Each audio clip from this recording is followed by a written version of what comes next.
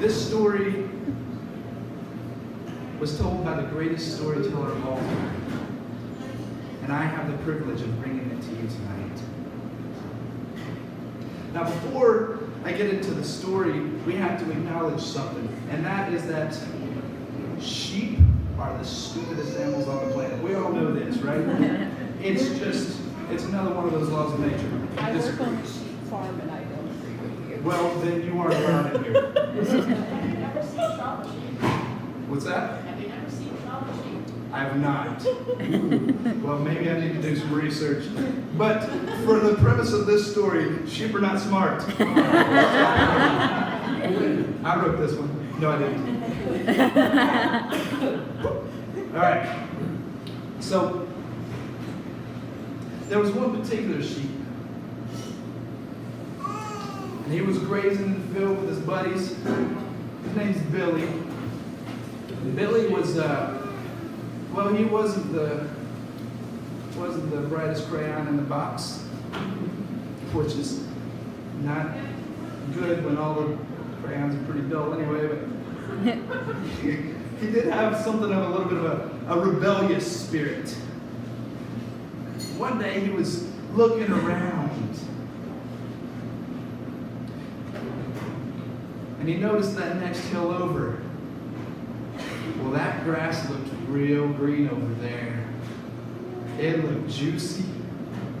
It looked real good. He was looking around at the flock and he was thinking, it wouldn't take me long to get over there. I could come right back over just after a short snack. And he nudged Michael, his best friend. He said, "Hey, Michael, what do you think about that hill over there? That's some pretty good looking grass." And then Michael's saying, Billy, don't do that. That's just not smart." Like he could talk. But at least he knew that he needed to stay with the flock. But Billy, well, he just got that wild wool in him. And he decided to, that was on the moment. Yeah, wild hair, wool. Yeah. Anyway, he decided that he was going to check out that next hill over. He was going to do it. So he got a moment where nobody was looking in his direction. And he slipped off that hill and on over the next one. And man, I tell you, boy, how did that grass was green. Boy, how did that grass was sweet and luscious. Oh my goodness, he was right. And Michael was going to hear about it. But as he was eating, he noticed that next hill over. Now, if this grass was green, that grass was, oh my goodness. You know what? He could still see the flock from there. He can find his way back. It'd be no problem. No problem at all. Now, sheep are stupid. That's all you need to know when you're getting started. According to me. That's, anyway. So, he's looking, he thinks, you know what, I'm just going to go check out that grass over there, and I'm just going to eat a little snack. It'll be my dessert from the good meal that this grass was. Then it'll be great. So he slips off onto that next hill over. Now, he kind of makes a little bit of a habit of this, noticing that next hill over and that next hill over, because that next hill over always looks just a little bit greener. And it always turns out to be a good decision, allegedly. And he's making a day of it. He's getting pretty full. Eating all that grass, you work up a little bit of a thirst, though. So he's thinking it's about time for me to find a creek or something.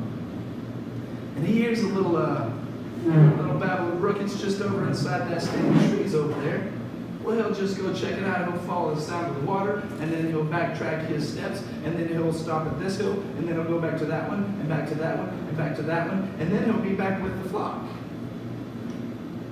He thinks. So he's exploring into the woods, and he's following the sound of that water, and he doesn't realize how far the sound of water can travel. And he's noticing as he goes all those interesting trees, that fun little squirrel. Look at him. They're playing chase across the tree limbs. That's just cute, I tell you. And eventually he finds this brook. And he gets him a nice big old swallow, and it is good water. It's crystal clear. Oh my goodness. Oh, why does the shepherd never bring us here? this is some good water. After he gets his fill, he starts noticing that, full belly, nice cool drink of water. It's getting about that time of day where we usually take a nap. So he decides this is as good a place as any, nice little clearing. He can just, scoop up some leaves and lay down on those, and he'll get him a nice little nap by the sound of the brook, because everybody knows that's so relaxing. And he falls asleep. Now, he slept a little bit longer than he intended to. He worn himself out that day. And so when he woke up, well, it was starting to get a little bit dark. So he sat up real quick. That feeling you have when you wake up a little bit too late. That's me every morning. And he goes, oh my goodness, I gotta get going. I gotta find the flock. And so he's looking around the clearing. He thinks, you know what? I remember the direction I came. It's right that way. So I'm gonna just make my way on back to the hill, and then the hill, and the hill, and the hill, and the flock eventually. So he's starting to look around though, and that forest doesn't look quite the same as it did when he was coming in. Things are a little bit darker. The shadows are getting pretty long. It's a little bit more difficult to find the path. Everything's looking a little bit different. But he'll just soldier on. He's pretty sure it was this way, so he'll just keep going, keep going, keep going. He walked right back into that same clearing, and then he took that nap in. And that spooked him a little bit. Well, you know what? I thought it was this way, but I think actually I need to turn myself a little bit more this way. That's the way it was, right? Yeah, absolutely. And at this point, the sun is down past the trees. And there's only a little bit of light filtering through at this point. And he starts noticing those trees again. And those trees that look so majestic and grand, all of a sudden had a bit more of an ominous look to them. A bit more menacing. And he started seeing those squirrels running across the branches, and every once in a while when I would look around at him and he'd see some. Who knows what one of those things can do? They're fast. But he just had to keep going. He just had to keep going. He was going to make it back.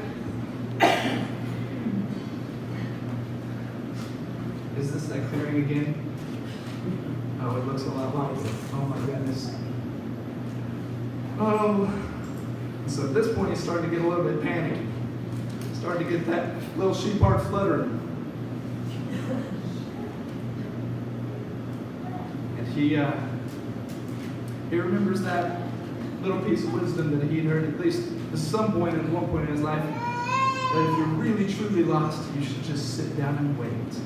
And well, he just couldn't think of anything else he could do, so he sat down and waited. Now, come about that time, being twilight as it is, the shepherd, he was starting to get his flock together to find a good place to shelter for the night.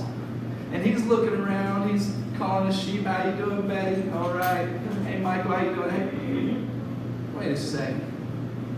Hey, where's Billy? Anybody seen Billy? Michael. Michael. Nobody knows where Billy is. Oh, what's he going to do? What's he going to do? Well, he was going to have to find Billy. That's the only way there is to it. It's the only thing he can do.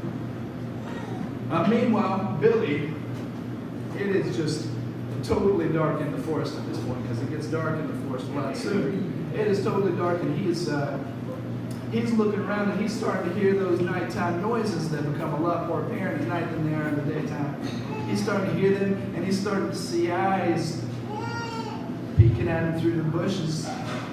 He's seen them all around the edge of the clearing. Who knows what they are?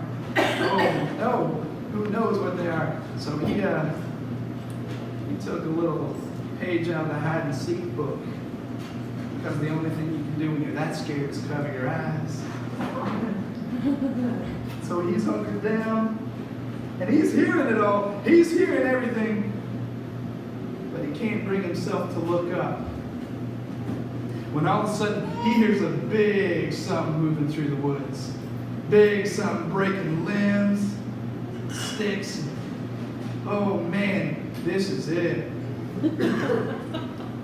He's mutton chops tonight. He just knows it down to his core that his minutes are numbered. And he can hear it. It's moving right up to the edge of the clearing now, and at the edge of the clearing it stopped. And he could tell it saw him. Oh, dinner. And then he heard something else. He heard the voice of the shepherd say, Billy, there you are. Billy, I've been looking everywhere for you. Come here, come here. And Billy, when he tried to stand up, his legs were so wobbly. He's so relieved and so scared at the same time, but he couldn't even stand up. And so the shepherd picked Billy up and he put him across his shoulders. He said, don't worry, Billy, I got you. We're heading back to the flock. So they got back up with the flock, and everybody was so glad to see Billy, and they had a little party that night. Oh man, and it was good. Billy learned a lesson that day. Truth is that sheep and people, we aren't so different in some ways. We got one pretty big thing in common. And if you're thinking that that fact is the fact that we both have 23 chromosomes, you're right. But there's another big thing that we have in common. That's why they clone sheep, because they're close to humans anyway. An even bigger thing that we have is how sometimes as people we lose our way too. We get pretty stupid sometimes. But thankfully, the other thing that we have in common with Billy is that we too have a shepherd who, when we lose our way, will find us and he'll pick us up and he'll brush us up and he'll take us home.